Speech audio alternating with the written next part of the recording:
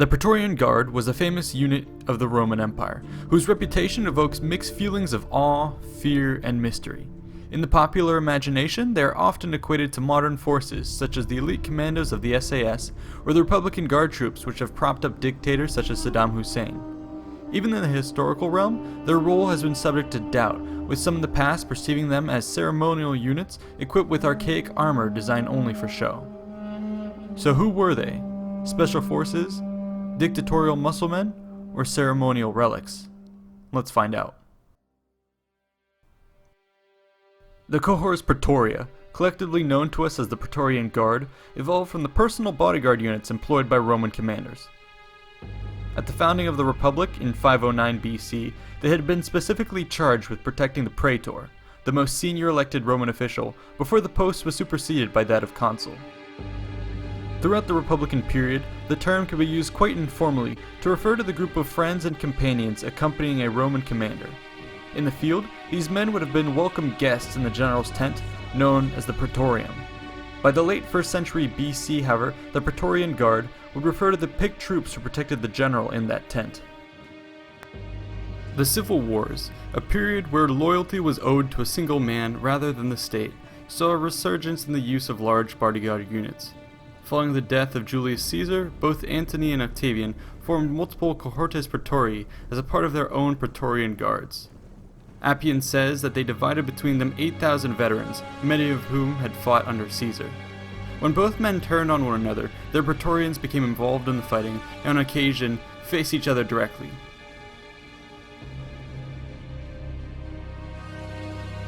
After his victory at Actium in 31 BC, Octavian united his forces with those of his opponent in a symbolic reunification of Julius Caesar's army. This resulted in the existence of 9 Praetorian cohorts after the war, fielding a maximum of 5,400 men. Rather than disband these units, Octavian decided to keep them in his service as a peacetime security force. Ever the prudent ruler, he was extremely wary of blatantly flaunting his newfound power and only billeted 3 cohorts around the city of Rome, with the rest scattered throughout Italy. The Praetorians were expected to accompany the emperor in the event of a war, though this was rare in the 1st century. As a result, these Imperial Praetorians took on more and more civil and administrative capacities. They provided security for the imperial household and palaces, but essentially represented a large body of workers who could be put to use fighting fires, providing security at the games, or carrying out political espionage. As important tools at the emperor's immediate disposal, the Praetorians were well looked after. Their pay was doubled relative to a typical soldier, and their length of service was reduced. In 2 BC, Octavian, now Augustus, bureaucratized their command structure by appointing 2 Praetorian prefects to take overall command of the cohorts, which had previously functioned independently. By the end of his reign, the Guard was on its way to becoming an entrenched part of Roman life in the capital. The number of Praetorian units in Rome would continue to grow, with up to 16 cohorts being recognized under VITELLIUS. The amount of men in each cohort is also disputed, but it seems that they were inflated compared to a typical legion. This results in a theorized total strength of around 6,000 men under Augustus and 12,800 under VITELLIUS. During the reign of Tiberius, the Praetorians continued to rise in importance. The Praetorian prefect, Lucius Aelius Sejanus, became a close advisor to the emperor and exerted significant influence over the ruler. In 23 AD, Sejanus managed to bring all the Praetorian cohorts to Rome by constructing a fortified garrison atop the Viminal Hill. This camp became known as the Castra Praetoria. The structure was roughly 2/3 the size of a legionary fortress from the frontier and covered 42 acres with surrounding 12-foot walls. Later construction would substantially raise the height of the curtain wall and added new battlements and towers. From this position, Sejanus was able to consolidate his hold on power and pursue his own ambitions. The Praetorian prefect embarked on a ruthless program of eliminating his rivals, which included poisoning the emperor's son Drusus. His conspiracy to claim the throne was eventually revealed in 31 AD, and he was killed along with his conspirators. Such abuse of power would prove to be a recurring theme for the Praetorian Guard. As the largest armed force in Rome, they carried tremendous leverage over the emperor and showed themselves unwilling to put their privileged position at risk. This often involved biting the imperial hand that fed them. The Praetorian Guard generally participated in appointing emperors and was involved in the murder of Caligula, the disorders of 68 and 69 AD, the lynchings of Domitian's killers, and the assassinations of Pertinax, Elagabalus, Balbinus, and Maximus. They even went so far as to auction off the throne to the highest bidder from the walls of the CASTRA Praetoria. Some emperors did attempt to rein in the power of the Guard. Septimius Severus, for instance, believed that recruiting troops too familiar with politics in Rome was dangerous, and thus made it policy to draw guards from the frontier legions. Diocletian's rule in 285 AD introduced the Jovia and Herculeana city legions, which further diluted the Praetorians' influence. However, the final death blow was struck in 312 AD when the Praetorian Guard took a stand with Maxentius at the Battle of the Milvian Bridge. Here, Constantine won his famous victory, and the Praetorian Guard was disbanded permanently, replaced by new Scholae Palatinae units. Praetorian prefects continued to be appointed, but served merely as financial administrators. And like that, after over 300 years of existence, the Praetorian Guard receded into history. The Praetorians were originally legionaries, hand-picked from among the active units of the army. Under Augustus, the recruiting grounds were strictly restricted to Etruria, Umbria, Latium, and the old legion colonies in Italy. This was eventually expanded to include Spain, Macedonia, and Noricum, which were some of the most prosperous and Romanized parts of the empire. During the reign of Septimius Severus, the doors were opened up to all legionaries, and most recruits came from the provinces. Dio said this made transfer to the Praetorians a kind of prize for those who had proved their bravery in war.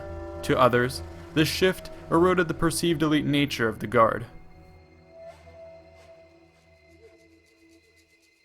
Generally speaking, the men were recruited between the ages of 15 and 32, slightly broader than the typical range of between 18 and 23 for most legionaries. A man would need to be physically fit, of good character, and from a respected family. Letters of recommendation were very important, and proper patronage could open many doors. As a military force, the Praetorians were heavy infantry, trained and equipped like legionaries. However, some of their equipment was considerably more ornate and included unique emblems. Praetorian helmets, for instance, appear to have sported a tall horsehair crest with elaborate details worked into the metal.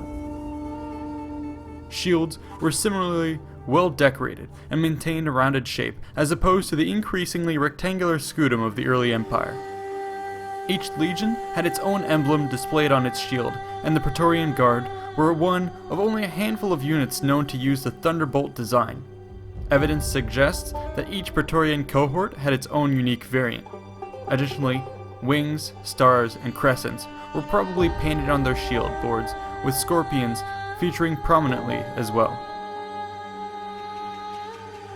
Guard units were also unique in that their standard bearers wore lion-skin capes as opposed to bearskin capes of their legionary counterparts.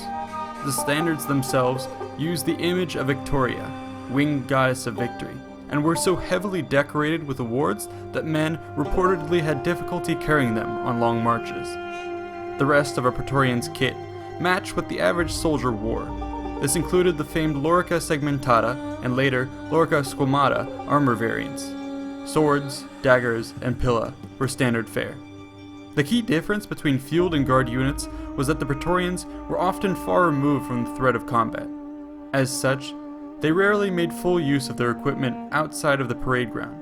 Instead, they could be seen carrying a pilum and shield with tunics, neck scarves, and cloaks rather than armor.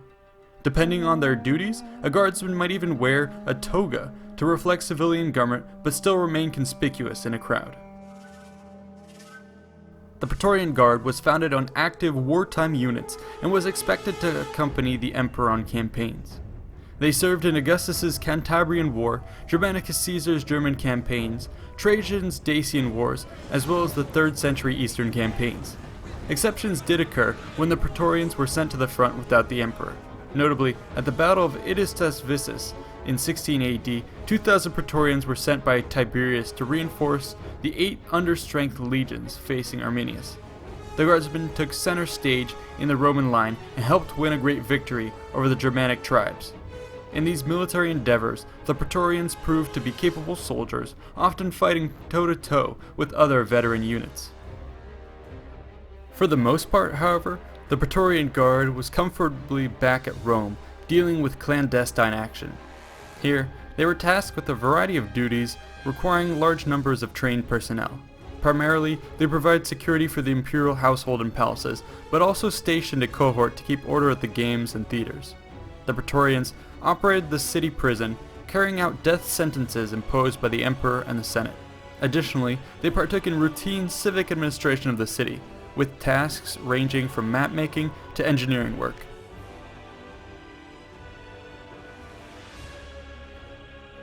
Augustus established the Praetorian pay as double that of legionaries. Under Tiberius, this was increased to triple pay, where the guard received 720 denarii per year compared to the 225 of the legionaries. This differential is likely to have remained in place throughout the history of the guard.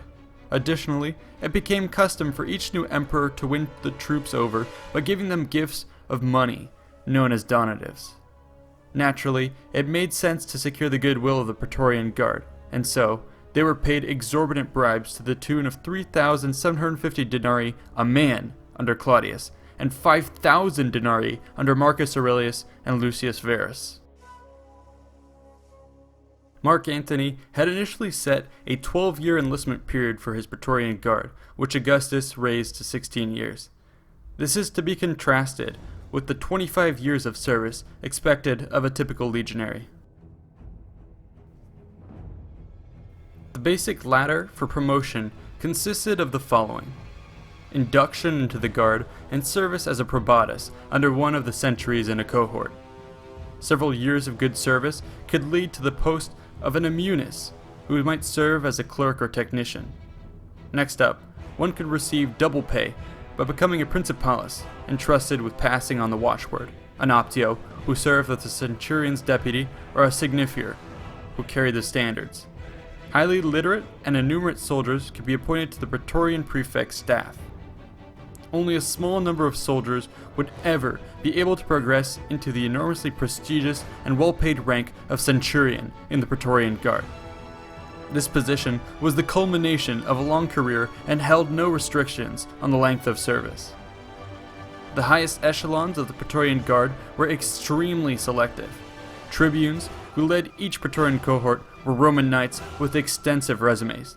They usually would have passed through the ranks of the guard and transferred to a legion, where they served as centurion, then senior centurion, and finally primus pilus, followed then by a year as tribune in the vigiles for a year and another in the urban cohorts.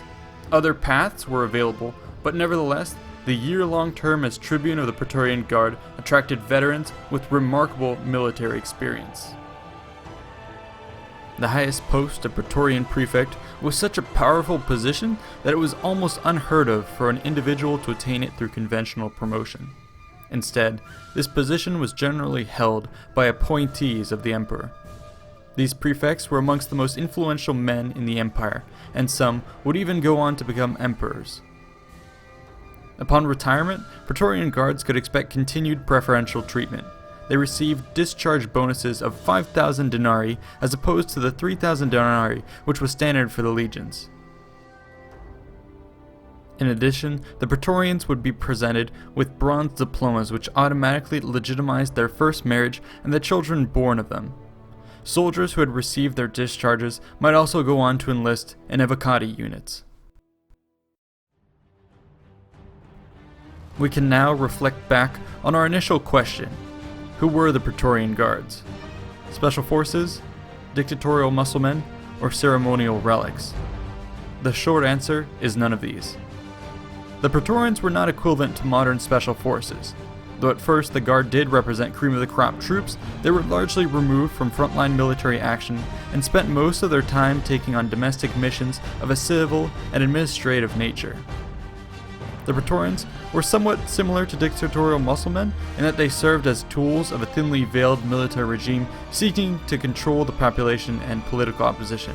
Over time, though, they grew their own independence and often played the role of puppet master themselves. Finally, the Praetorians were not ceremonial relics. This flies in the face of their active participation in many important military campaigns and their contributions, for better or worse, to the political destiny of the Roman Empire. In the end, we should perhaps best reflect on the story of the Praetorian Guard as a reminder that absolute power corrupts absolutely, and that security often comes at the price of freedom.